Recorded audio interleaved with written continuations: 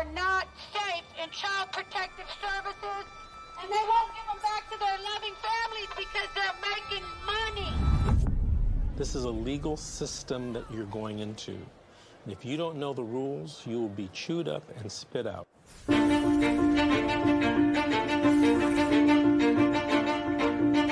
If I could say anything to a mother who just got their children detained, you're in a crisis. Yeah. Life feels like it's over. The most important thing is regaining custody of your children.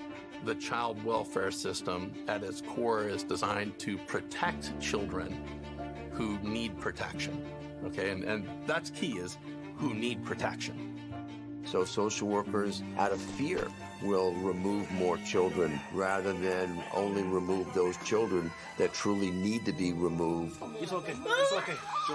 This isn't someone stole your car. Someone broke into your house. This is someone took your child, your flesh and blood. It doesn't say on this order that it was not proven. It says untrue. I immediately knew that, okay, well, this ain't over.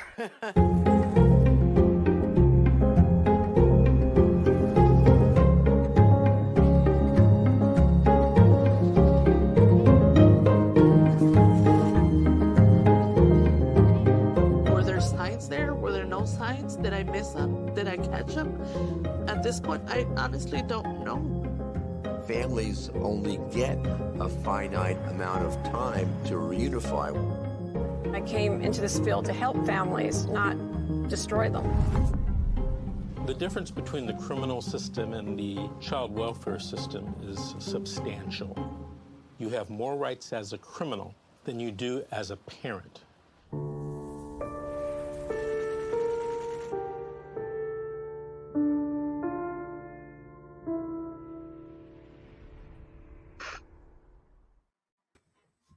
Good evening, everyone. Thank you for joining me. Welcome to Fight CPS, a Civil Rights Struggle. I'm your host, Amanda Cisco, and I'm joined tonight by our guest, Laura. Laura, how are you tonight? I'm good. How are you? I'm good. So we have a success story. Laura's children have been returned home, but she's going to tell us everything that her family has been through. So Laura, let's start by telling us a little bit about yourself. Who is Laura? Oh Lord, I'm a single mama too. I didn't expect to have kids, so they both were kind of a shocker. I'm an LPN. Well, I was an LPN, now I'm unemployed. I have mental health issues of my own that I've been struggling with since young kid age. Understandable. And I don't know. Things, sometimes those things are beyond our control, but it's not a death sentence, there are ways that you can work on that. People can heal, people can manage, it's no reason to be treated any less than. It was just against me though, so. Yeah. So tell us a little bit about your case. How did CPS first get involved in your life?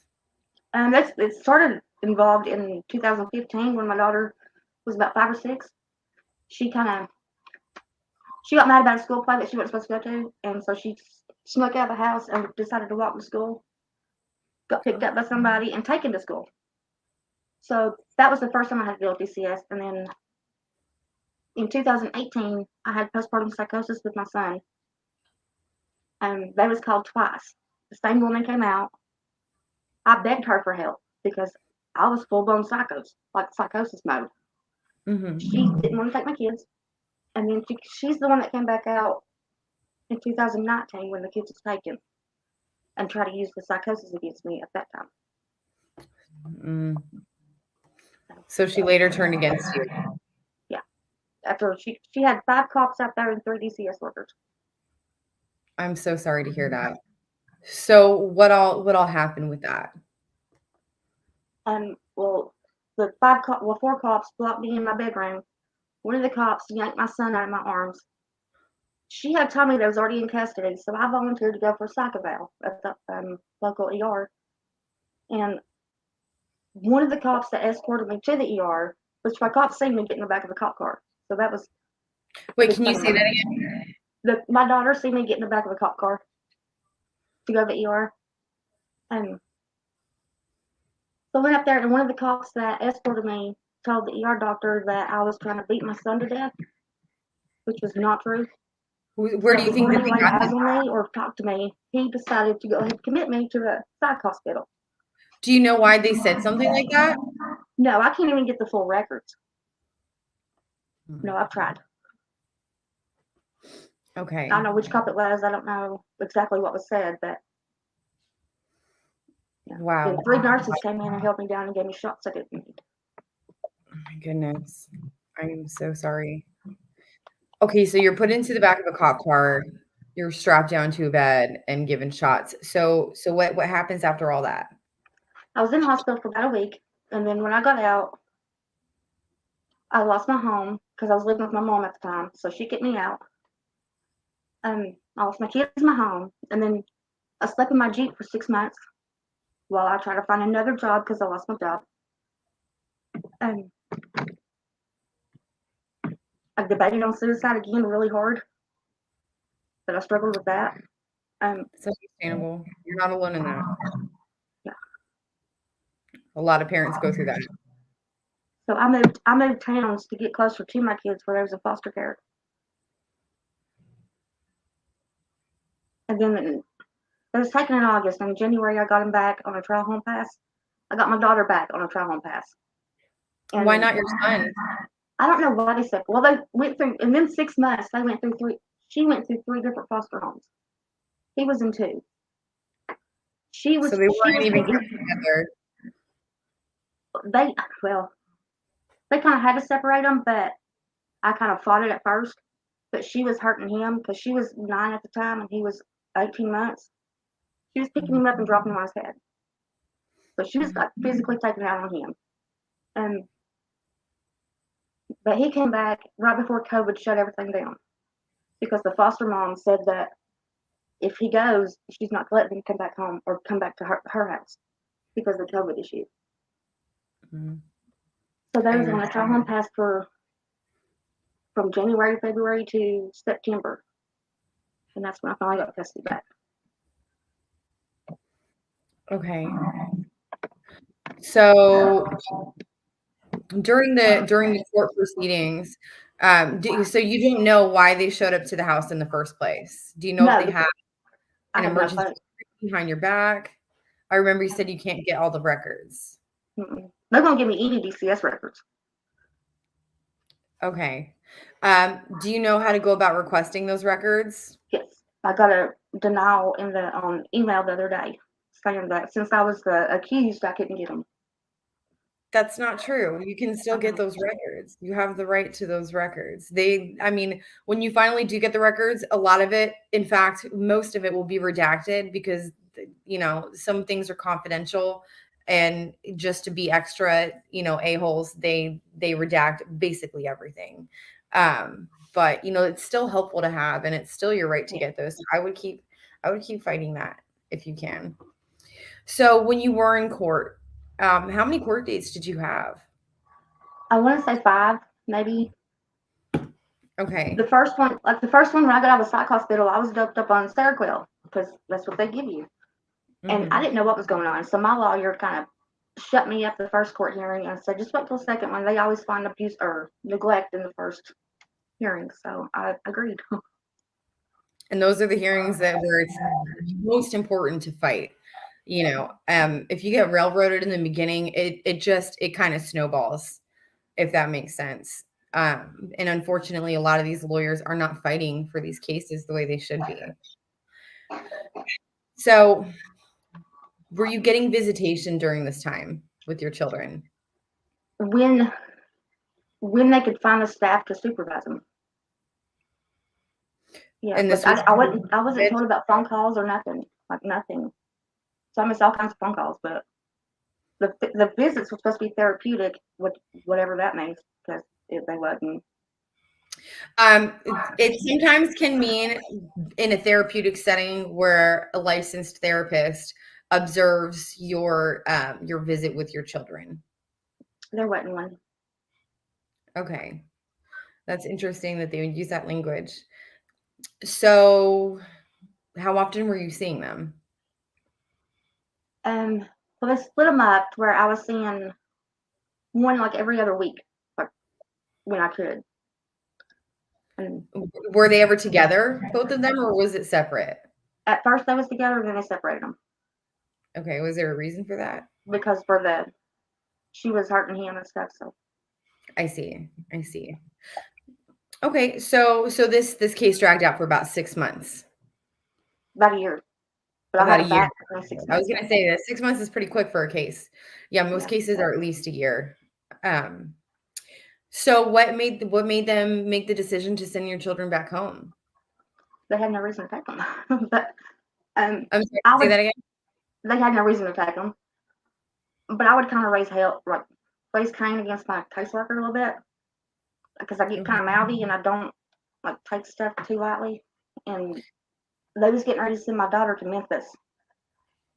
For what? So I threw up the thing about therapeutic visits. I said, "Are you going to send me across the state of Tennessee to go see her?" So they said they had no placement for her, and I had done everything they wanted by 4 or 5 months. So they really had no reason not to. Okay. So tell me, you mentioned that you are now unemployed. Was this as a result of the case? Partially, it was COVID, and then getting them back home and having to deal with my daughter's behaviors and everything, and then my mental health. It kind of just escalated. Okay, tell me a little bit about that. Which part? Any part that you're comfortable with. I'll tell you anything. My mental health, like, it seemed like everything was piling up because I still don't know if I'm over the psychosis. But with her behaviors, and she knows my history of suicide attempts and stuff, so she would use that against me, and then her hurting my son, and it was just so overwhelming. I was making mistakes at work, and you can't do that as a nurse. Have you ever attempted suicide with your children, like around your children? No. Okay, so Last this time was I attempted was before I got pregnant with my daughter. Okay, so you didn't have children the last. When I attempted, no. Okay, well, I'm glad you're still here with us. I know things can get very, very difficult. Like I said before, you're not alone in this. A lot of parents face so much pain that they engage in self-destructive and suicidal behaviors to try and cope with all that pain, because we're talking about your flesh and blood. These are your children. You are their mother, and they were so egregiously ripped away from you. So tell me how things have been having them back home. They've been hard. My daughter came back with an entitlement attitude kind of thing. Because she got to go with the mom and dad. I'm just the mom. Her dad is not involved. So she gets a lot of no from me because I can't afford stuff. I can't do what they're paying them to do, And then she was continuing to hurt my son, and I had to put up security cameras in the apartment to watch him because I couldn't stay with them 24/7. It was getting unsafe. She was running away. She was on the news a couple times. So I had to take her to court for unruly. And now she's in her second residential facility, which just diagnosed her with RAD. And I'm not What too is sure. that? You are familiar with that term. What is RAD? It's an attachment disorder. Okay. So what does that mean for her? I'm not too sure because with me being here, I'm not okay with her being here because she's going to continue to hurt my son. She's going to continue the behaviors of her putting herself in danger. So I'm not too sure where to go from here. I want everybody safe and happy, but I also want them home because that made me feel horrible to have to send her away as soon as I got her home. That was bad. How old are your children now? My daughter's 12 and my son's 4. Okay. And how long have they been home for? I got him back in 2020. Okay. But your daughter hasn't been able to really resolve any of the issues that she's dealing with? No. Do you feel like there's an opportunity for her to be able to get control of what she's going through? We've had issues since she was younger. Like when she was 5 when I first had DCS in my life. So if it is the attachment disorder, I don't know how long it's going to take to help, if it will at all. because they can have lifelong issues. Okay, so I'm not a psychologist, so I'm not really familiar with when I hear the word attachment disorder, I think like my mind goes to separation anxiety or something.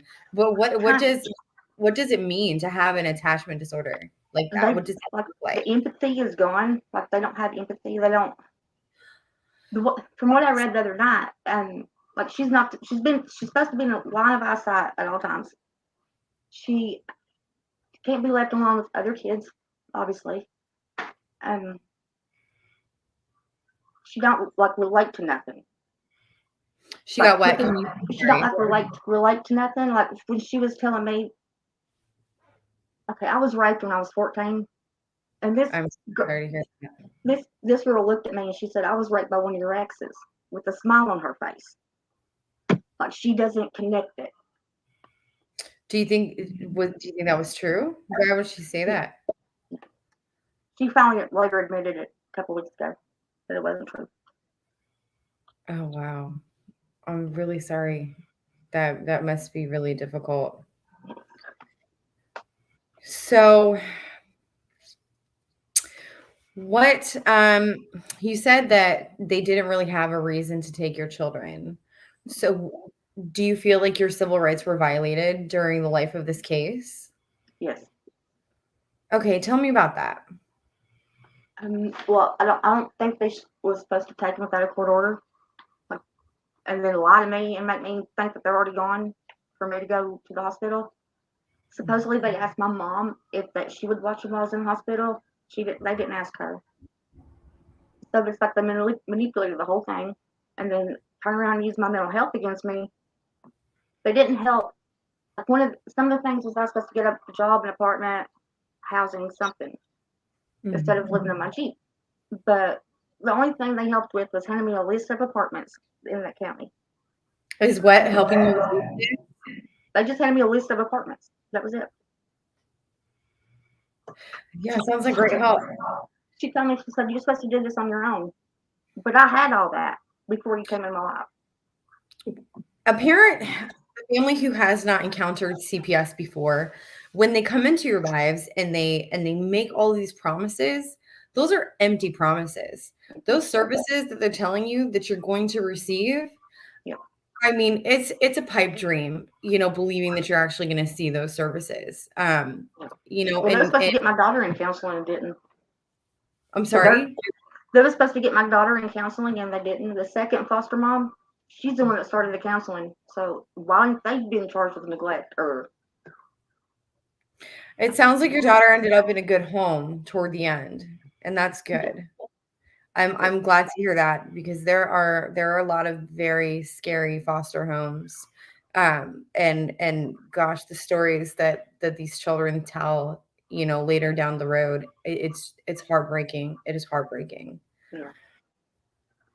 Okay, so with everything that has happened on your case, what would you like to do going forward? Like what do you want to do? What do you want to see happen? Them be held accountable and them to stop just ripping people's families apart. My kids ain't government property. They don't have a bar tag on them. They need to leave them alone. They came out of me, not them. Now, are you in fear that they're going to come back into your life again at some point? Oh, they've been in my life since then. Like I just had a case closed in February. Again. Oh, so after they came home, another case was opened up? No, it's been like I had two caseworkers at one time over my daughter. Okay. They've been in and out of my life since then, pretty regular. Since the incident where she was 5 with the school. Yeah, kind of. Yeah. Now you had mentioned that she was on the news a couple of times. I'm curious. Are you comfortable talking about that? Yeah, she ran away because I live in government apartments now, so I can't put extra locks on the door. Okay. And she don't care to open that door and let it slam behind her, and she will take off, and I can't chase her. So she ran away a couple times, and the second time she got picked up by the police and taken to a juvenile detention center. Okay. So that's been hard. So. I mean, I'm glad that she was in a safe place. You know, when a child is unaccompanied and they're, especially when they're vulnerable like that, so many bad things can happen. Yeah, yeah. I've tried to tell her that she didn't care. I'm really sorry to hear that, that you guys are going through this. I really hope that she's able to get the help that she needs, and you as well. Now, are you taking care of your mental health? I'm trying to find the right one because it's difficult. It is. You have to kind of date. You have to date around your therapists. Mhm. You find the one that fits for you. Yeah. Okay. Is there anything else about the case that you would like to share with us? I'll share anything. I just don't know. I don't know what to share. Okay. I mean, just, what's most important is your story. We want to hear your story. How has this case affected your life? Drastically. It's taken my job away. I almost lost my nursing license. My kids, mine and my kids' relationship, they're not close like they should be. Which part of that was from the psychosis, but DCS kind of topped it off. Right. You didn't know what they were told while they were away from you. But you were saying, I'm sorry. Go ahead. Oh, it's okay. I do know that my daughter reported to the second foster home that she had to touch a man's penis. And the foster mom reported it to DCS, and DCS did not investigate it. I didn't catch what what did she report to the foster parent? That she had to touch a man's penis before. I'm so sorry. I still didn't catch that. All I heard was penis. That she had to touch a man's penis before. Oh wow. Yeah. Did you ever get to the bottom of who that was? Or she told me that it was. The man's dead now, but the foster mom ended up sending me a copy because she recorded her saying it. She sent me a copy, so I ended up asking the DCS worker after the fact. And she said that she wasn't informed of that. But your daughter said the man is dead now. Yeah. But youth villages, another place that DCS uses, that they use for therapy, but they're not even graduated from college yet. So how that's a whole other issue. But they came in and downplayed it. What she said kind of hushed her up. Do you think she was telling the truth? That I don't know, because she has a bad history with lies. But it doesn't matter. They should have come in and investigated anyway. Absolutely, you're absolutely right about that. If your daughter was listening right now, if you could say something to your daughter, what would you want her to know? But I love her, and I want us to be together as a family, or I wouldn't have fought DCS like I did.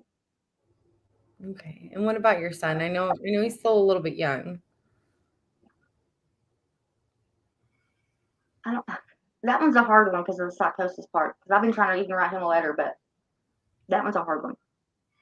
But I want him to know that I'm always there. Are you comfortable talking about the psychosis? Yeah. Okay, help me understand, what it's like to have postpartum psychosis. Oh gosh. Okay. Being the person that I am, I second guess almost everything.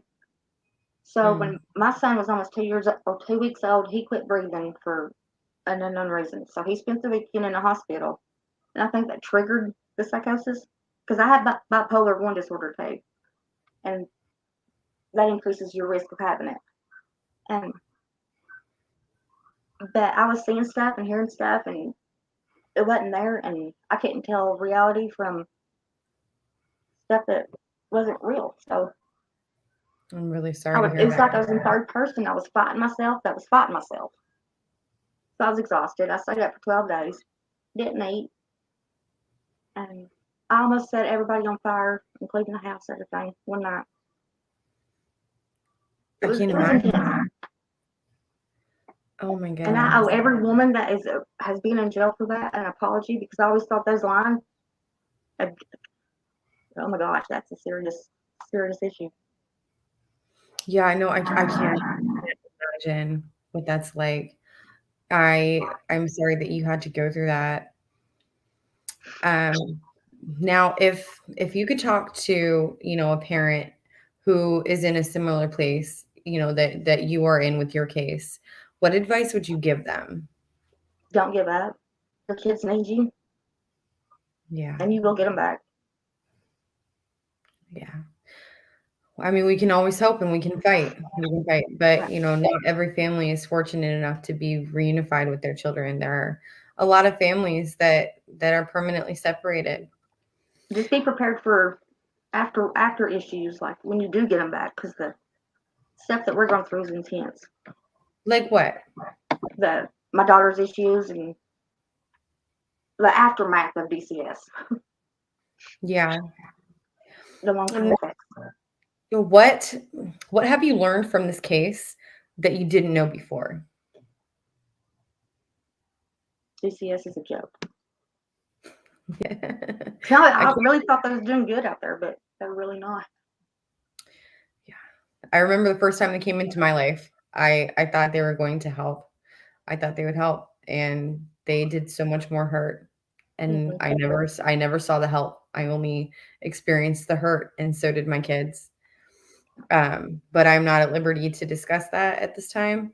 Hopefully, later on down the line. Well, Laura, I commend you for fighting. I commend you for not giving up. Is there anything else that you would like to share with us today? Not that I know of. Okay. Well, I just want to tell you, I am very glad that your daughter is getting the help that she needs.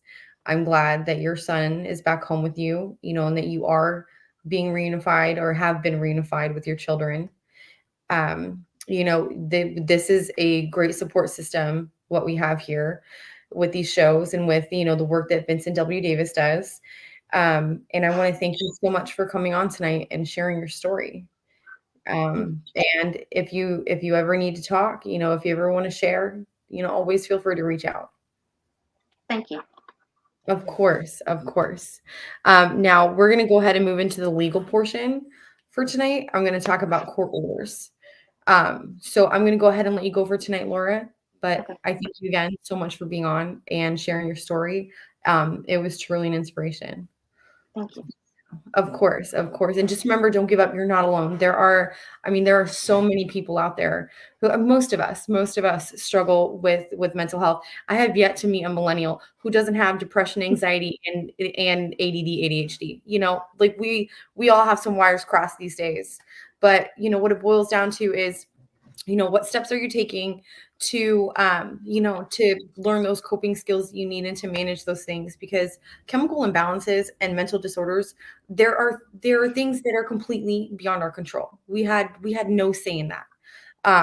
So, it's just, unfortunately, it's something that carries a very negative stigma with it, like you're less than, or you did something wrong on purpose. And that's very unfortunate because, say I had a heart attack or a stroke or, I had diabetes, no one's going to judge me for having that, but it's having a physical, disorder is the same dark void. Having a physical disorder is almost the same. It's the same thing as having a mental disorder. The only difference is, the mental thing is in your brain. But it's still, it's a muscle that has an issue with it. And, but you're a danger to your kids if you have a mental health disorder. If you're not getting proper treatment for it, yes. Hey, Carissa. Well, Laura, thank you again for sharing your story. Just stay strong, stay healthy. I am going to be starting my first show tomorrow. We're going to be talking about, unpacking trauma, coping with our cases. And I'm going to be very open and vulnerable about my own personal mental health journey. So I don't know, what state are you in? Tennessee. Okay. Are you Eastern time? I'm sorry. I'm still trying to learn the clocks of all the states. Okay. Cause I'm Eastern Standard Time. So I will be going live at 9 a.m. and for Pacific time, that'll be 6 a.m. And for everybody in between, just go according to what your state, time goes by. So I would love for you to, tune in tomorrow morning. And I mean, we're just gonna get right into it. We're gonna talk about mindfulness, like I said, dealing with all that trauma. And I'm going to be very open about, some of the things that I have had to deal with in my life. And my hope is that, people like us who do struggle, will be able to relate, and we'll be able to kind of grow together, because I remember you mentioned that you always second guess yourself. Yeah. I can relate to that a lot. So, it's really important to learn to love yourself. And that is not an easy thing to do at all. No. So, hopefully we can all grow together. So, Laura, thank you again for joining us. And you enjoy the rest of your evening. And I hope to see you tomorrow. Thank you. Of course. Okay, guys. So we are going to go into the legal education portion for tonight. We're going to be talking about court orders. All right. Let me just pull up a little bit of what I put together. Okay. So, court orders. Everything you do when it comes to planning, pleadings, discoveries, motions, hearings, and if necessary, appeals must get court orders. You need orders to tilt the balance in your favor, not to manipulate the system. But the whole purpose of going to court is to win your case because you deserve to win. You didn't do anything wrong. Nothing else matters. If you can't get the court orders, you can't win. And understanding orders and what orders must say is extremely important. So every pleading must seek an order. Every hearing must seek an order. And every trial must seek an order. And every appeal, if necessary, must seek a court order. And all of the orders have to say certain things. And if they're not done right, you lose. So, what is a court order? So, governments in most nations are divided into three powers: executive, legislative, and judicial. And here, all right. So many people fail to realize that the only branch that has power over the others is the judicial branch. Here, let me see if I can. Give me just 1 second, guys. Wish I had a bigger screen. Okay. And that is the courts.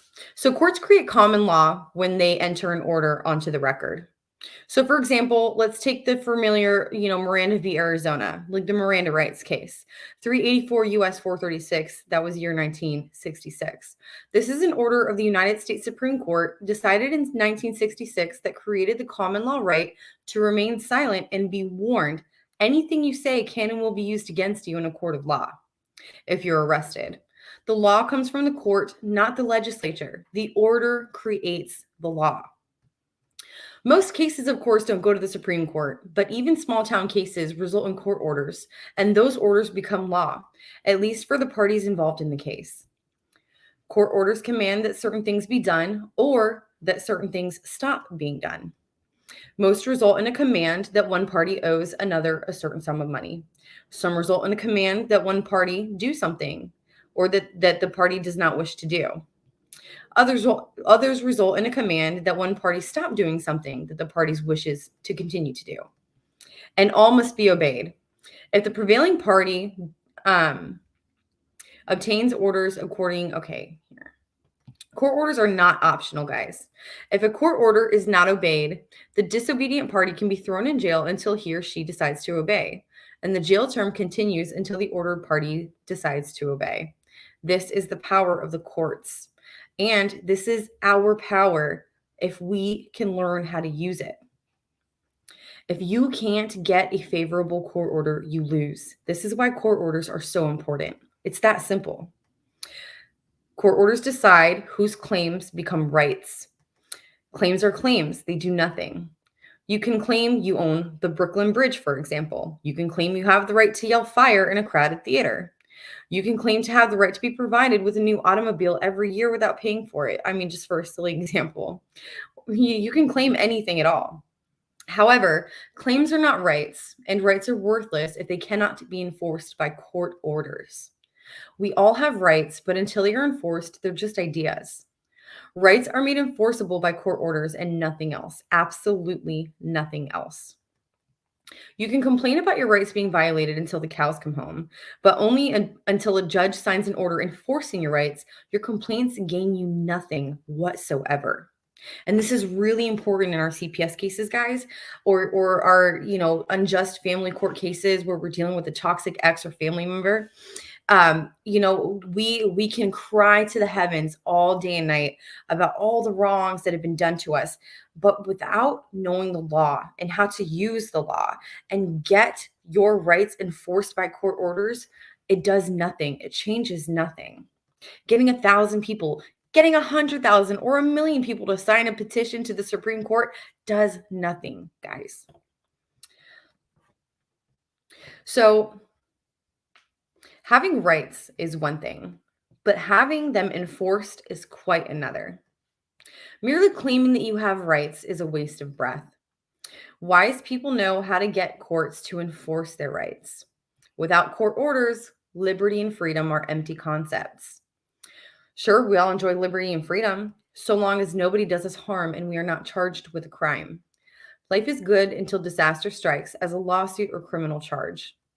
When there is liberty and freedom, then where is liberty and freedom without a favorable court order? It doesn't exist. Without a favorable court order, you become a victim. Your rights disappear. Ask anyone in jail or in prison. Ask anyone who's lost their home, their children, or their life savings because they couldn't get a favorable court order. More than 4 out of 5 people cannot afford to hire a lawyer when they are sued or charged with a crime. They desperately need a judge to sign an order securing their rights and restoring their liberty and freedom. If they cannot hire a competent lawyer or don't know what their laws are, their rights evaporate when some judge signs an order against them. When good people get favorable court orders, the world becomes a little bit better for all of us. Let's just be real. When good people suffer at the hands of unscrupulous lawyers employed by the rich and powerful to trample upon their rights, we all suffer. And that is why court orders are important, because court orders are commands. That is what they do. If an order is not obeyed, another order can command law enforcement to force obedience, either by seizing property or locking people behind bars until they obey.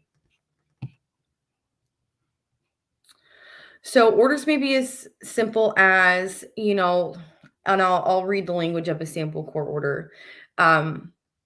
So the language says, to all and several, the sheriffs of, blah, blah, blah county, you are hereby commanded to locate and take into custody Angry Andy of 792 Front Street, our town, Florida, and return confirmation of the same to this court forthwith. Done in order this blank day of blank year. And they can be as simple as that, or comprise several pages describing individuals' property, evidence obtained by the court, special circumstances, and almost anything. They are all commands if they are properly written. So who writes the court orders? Orders are frequently written by a judge or a judicial staff member. Most judges take notes during hearings or at trial, and in most cases, their orders are complete and correct. But that is not always the case. Sometimes an order doesn't comply with what was actually said at a hearing or trial, and I have experienced this on my own. I can go into detail another time, but I'm not at liberty to discuss at this time, unfortunately. A lot of parties on my case right now enjoy watching this show. And I do hear about it in the trials. Most of it is disparaging and most of it is not true. But, I'm sure everyone watching this tonight understands very well how manipulated our cases are. And there's not a whole lot we can do about it. So most judges take notes during hearings or at trial. And in most cases, their orders are complete and correct. But that's not always the case. Sometimes an order does not comply with what was actually said during a hearing or trial. In a criminal case, a party that disagrees with what the order says will likely be required to file an appeal promptly to avoid an unwanted and disagreeable outcome. A criminally accused cannot write orders. In a civil case, a party that disagrees with what an order says may file a motion for rehearing or a motion to reconsider to correct what the order says. If such a motion is denied, the unhappy party may be required to file an appeal. The preferred procedure in a civil case is to offer to write the order. This will result in a fight, of course, because your opposing party will also wish to write the order.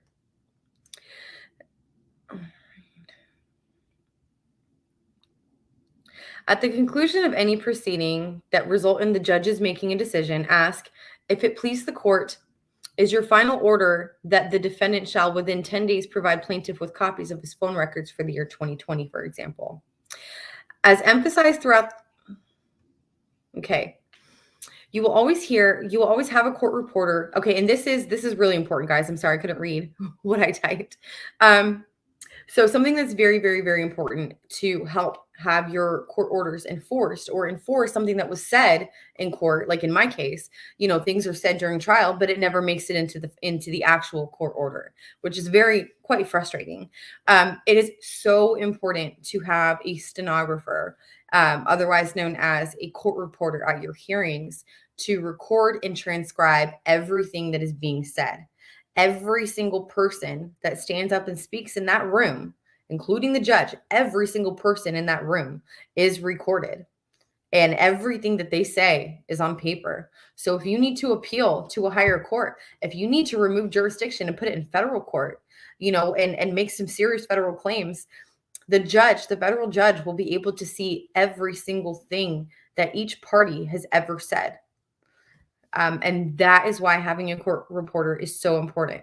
And in my experience, when I have to hire a court reporter, it costs, a few $100s up front for the appearance. They charge you, and it varies, but it's, there's like a going market rate. In my experience, has been anywhere from $200 to $350 for the appearance in the first hour. And then every hour after that, they usually charge me $35. However, when it comes to the transcript, that's a different story. The longer the transcript, because they also charge per page, and the longer the transcript, the more expensive it's going to be. In my experience, having to pay for transcripts, it's anywhere from several hundred, to even more than $1,000, and this is per court case. And obviously, not everybody can pay for that transcript up front. But, fortunately, these court reporters I've had court reporters tell me, like, they have transcripts from, all the way up to 20 years ago, that the client never purchased, but they still hold on to that record. So something to consider, something very important. So after asking the judge to confirm what you understand the judge's decision to be, offer to write the order. Expect your opponent to object.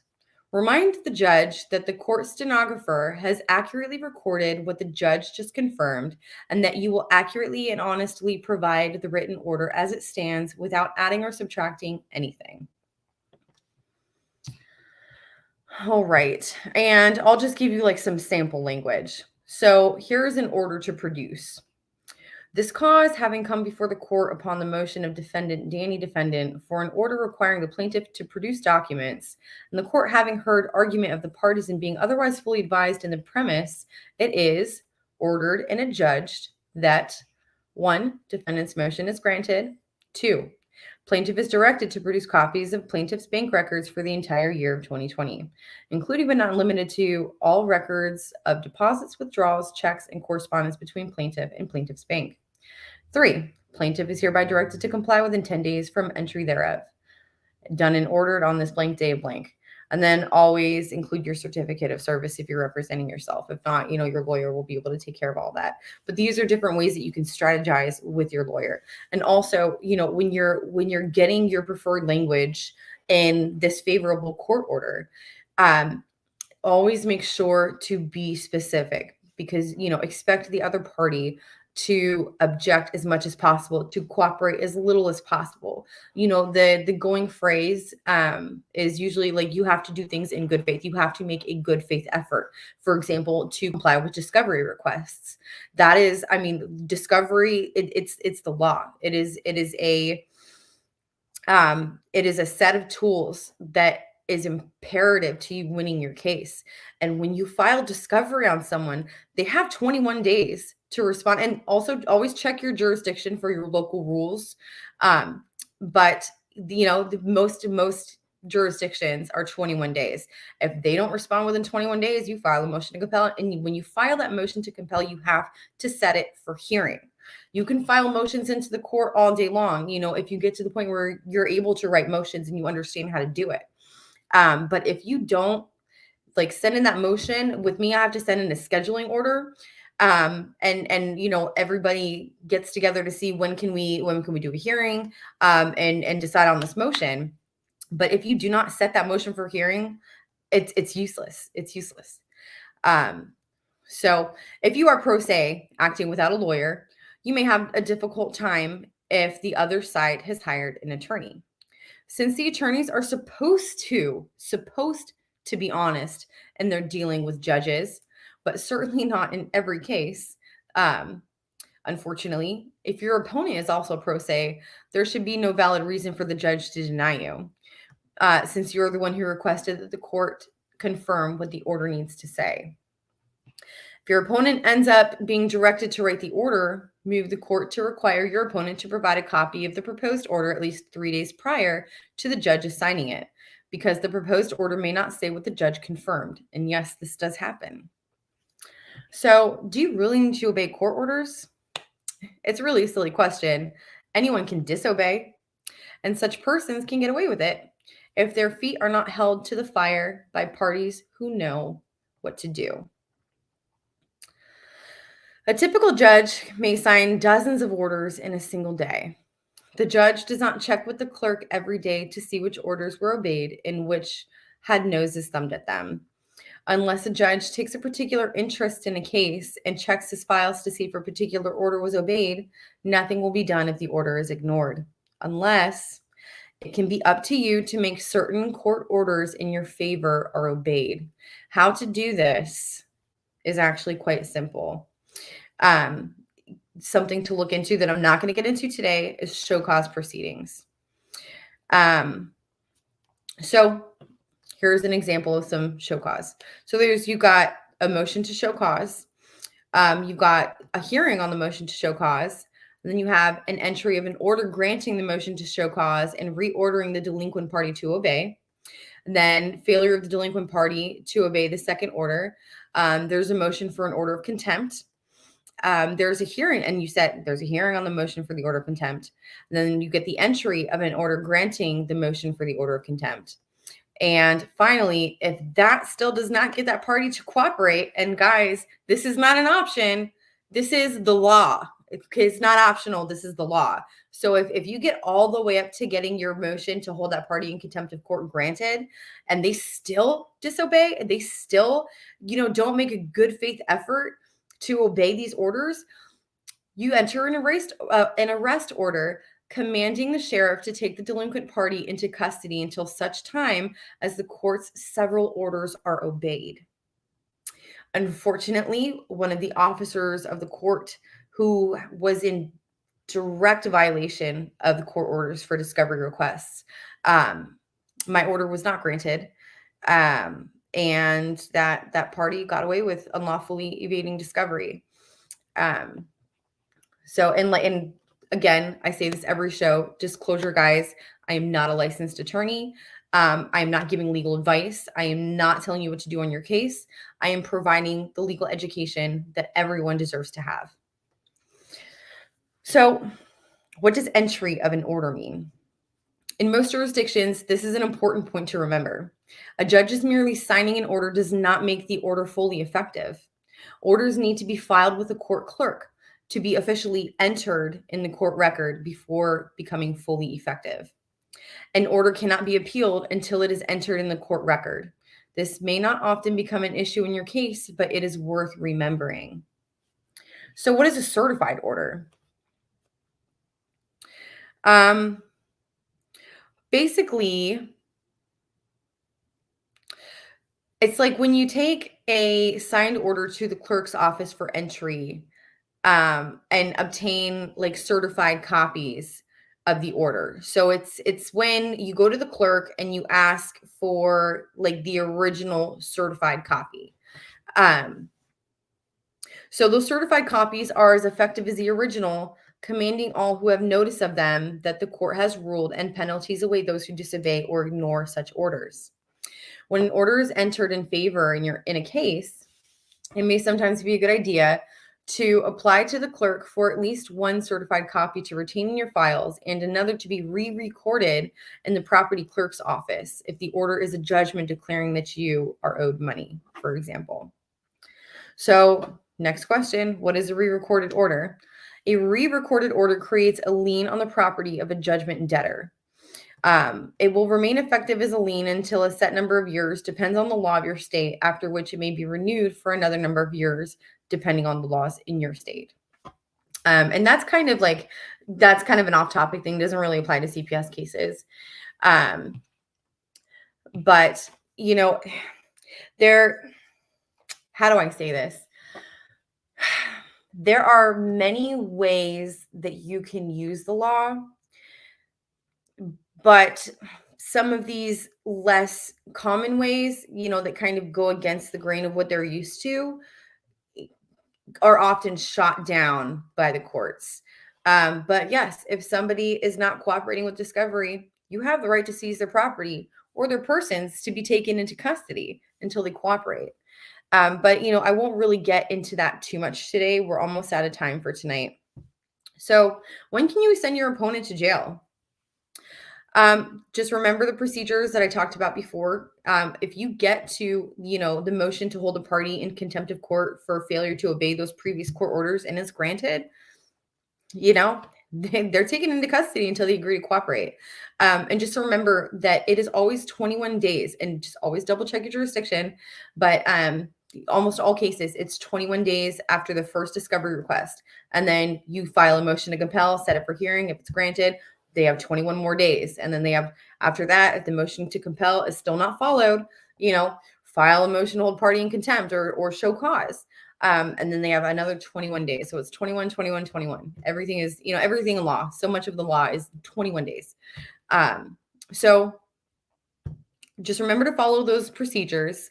And to save time and avoid unnecessary work, try to negotiate for the result you wish before jumping through all the hoops that are required to actually jail someone for disobeying a court order. So you also have to show that you are making a good faith effort to cooperate, you know, with the other party. Don't ever threaten anyone with jail time, because that can get you in jail. And if negotiation fails, follow the procedures to obtain an order finding the rebellious order ignorer in contempt of court. So how do you preserve your rights? Preserving your rights is always a matter of making a written record in the court file. Nothing else matters. Only what's in the court file has power to get you what you need. And it's quite simple. So just remember, you guys have the power. Very few people in this world come even close to realizing how much power they have. And I know, you know, that sounds very contradictory, because in these cases where we're being so badly railroaded, it feels like quite the opposite. It feels like we're powerless. It feels like, you know, none of our rights are being followed. And that is why learning these laws for yourself are so important. So court orders are your power to get justice. And justice is the essential ingredient to enjoy freedom and liberty. So let's keep learning, friends. And we are at the conclusion of our show tonight. I am very excited to announce my new show tomorrow. I will be talking about mental health. You know, my nickname for the show is going to be Fight With Me Fridays. And the reason why I care so much about this show and that I'm so excited is because, you know, this is a conversation that a lot of us don't really talk about. You know, like I said with our guest earlier, there is a negative stigma attached to mental health issues. If you're going through one of these horrific cases, chances are you're dealing with some pretty serious trauma. You're dealing with PTSD. You're probably not sleeping at night. You're not eating that great. You're probably not taking care of yourself. You know, your stress levels are probably through the roof and off the charts. And, you know, it is really important, if we are going to fight for our children, to also fight for ourselves, and making sure that we do our best in these circumstances to remain mentally and emotionally stable.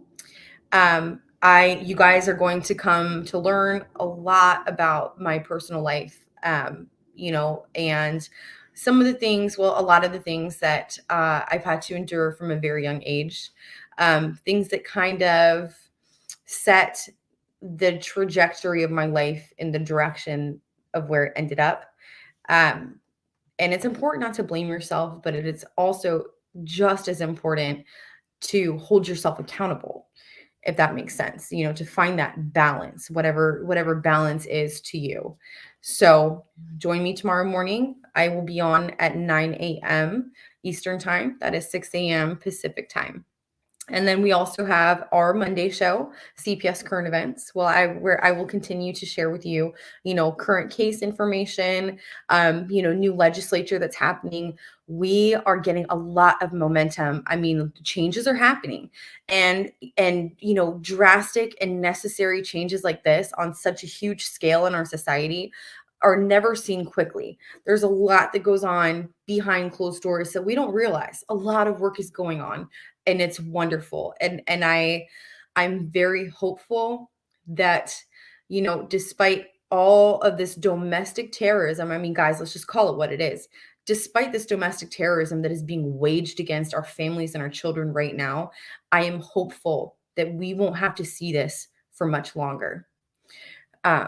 But we have to do it the right way. And it really boils down to us and remembering that we do hold that power. The people have the power. Okay. And the courts really, and this is a maxim of law. Maxims are one of my favorite things of the law that I've learned. And I'm still in my very beginning stages, but the courts are the people's power to command the state. The courts are the people's power to command the state. They are civil servants. We pay their salary with our taxes. And they are supposed to serve and protect. They are supposed to uphold the law. And it is such a far cry from that. And it's been like this for so long that I feel like in general, these courts have completely lost sight of what it truly, what a court was truly meant to be for. So I leave that with you guys. I hope that what I shared today was helpful. And thank you guys all for joining me tonight. I hope to see you guys tomorrow morning. And we're going to learn coping skills. We're just going to be very raw and very real. And we're going to unpack it together, and we're going to work through this together. So everyone, have a good night. Thank you again for joining Fight CPS, the Civil Rights Struggle. And I hope, this little lesson about court orders was helpful. And also, if you guys have any, questions, like any subject that you want to learn more about for my legal education piece that I do on Thursdays, send me an email, send our producer or Miss Georgette a comment, make a suggestion, post on one of the pages. I would love to hear your feedback. All right, everyone, have a good night.